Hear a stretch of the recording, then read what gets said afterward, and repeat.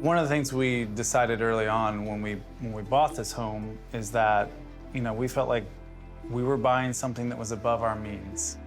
We really felt like if this is where God wanted us, then we were going to have to dedicate that back to Him. And so we said back in 2013 that if it was His will that this would be our home, that we would open it up to those that needed refuge.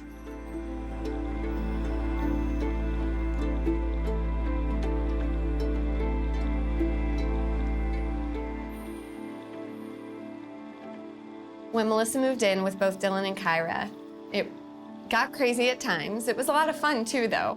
5 kids under the age of 7 at the time, and it was a bit chaotic.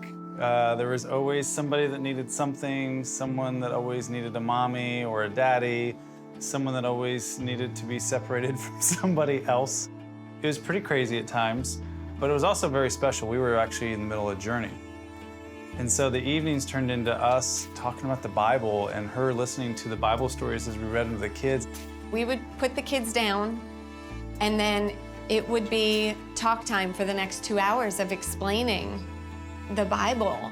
She didn't know who Jesus was. She had no clue who He was. As hearing people, we don't think about all the things that we hear all the time. You hear things on TV, especially Christmas time, or you hear Christmas music, which some of the songs tell the story. I have to go back to the basics and be the one to tell her the foundations of the Bible. It felt like a huge responsibility.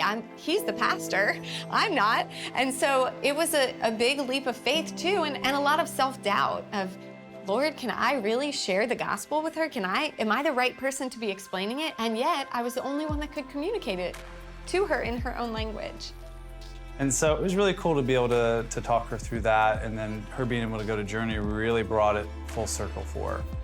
She got the full picture of what God did in sending Jesus here. I just think as time went on, she really started to get it. She would bring up things like, I know that God wants me to forgive, and He says to forgive everyone, but how? How can you forgive someone that has hurt you so bad?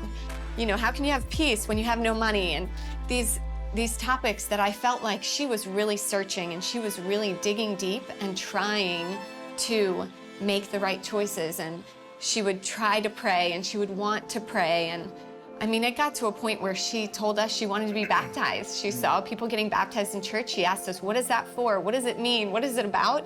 We explained it, and she said, I want to do that. And so for us, that was that moment that we just knew the last 3 or 4 months, no matter how hard they were worth it.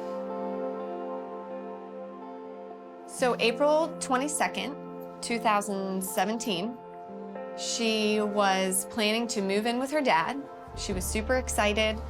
We FaceTimed that morning, which we often did, and she was telling me she was so excited to come back to church the next day because she hadn't been in a while, and she said she was going to be bringing Kyra, and she actually said in that FaceTime conversation that morning, I just miss church so much, and I don't know what it is, but she said, when I go to church, I just feel, and she just lifted her arms up and did this, and it's not like an actual sign. And when I saw that, I just went, yes, you feel God. The morning went on, I didn't hear from her, and then my phone rang, and it was one of those interpreter friends, and said,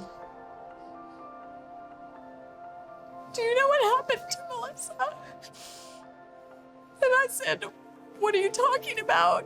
And she said, Jessica Joy, she was killed in a car accident this afternoon.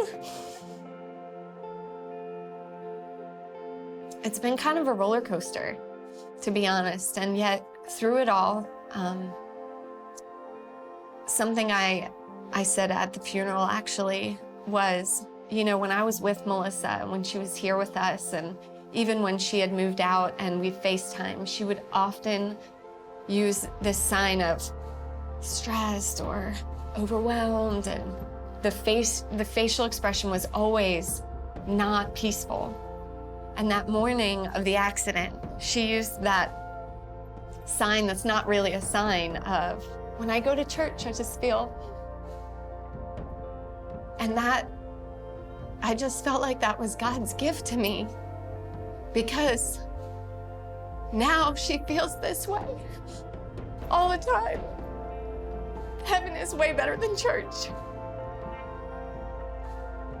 I'm very grateful that God brought her into our lives. You just see his hand through it all. Maybe she's the reason I learned sign language.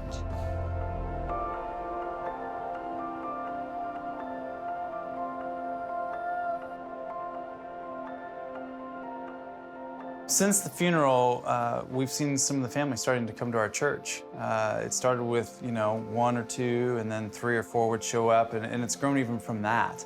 And what's been really cool to watch is that a couple of them have decided to be baptized.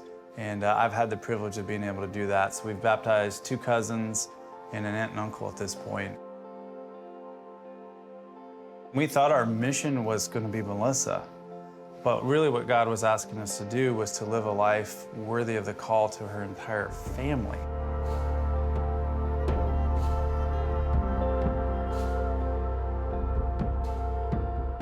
Dylan was already taken care of by another family member, so it just left Kyra. They determined that based off the relationship they saw that we had with her, they just decided to ask us, would we consider adopting her and bringing her into our family?